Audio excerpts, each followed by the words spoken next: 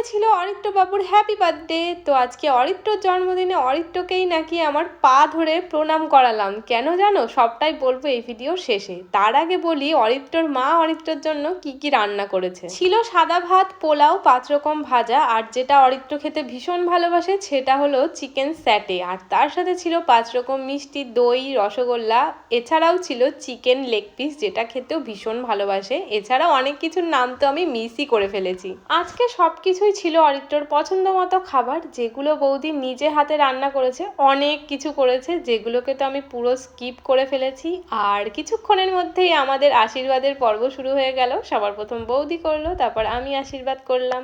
আমি জাস্ট আড্ডা মেরে বলেছিলাম যে আমি আশীর্বাদের শেষে পা দুটো উঁচু করবো, তুই আমাকে প্রণাম করবি। পা দুটো উঁচু করেছি আর ও আমাকে প্রণামও করে দিয়েছে। আমি তো ভাবতেই পারিনি। তো যাই হোক, কিছুক্ষণের মধ্যে আমরা খেতে বসে পড়ি। চলো আজকের ভিডিওটা এখানেই এন্ড করছি। বাই।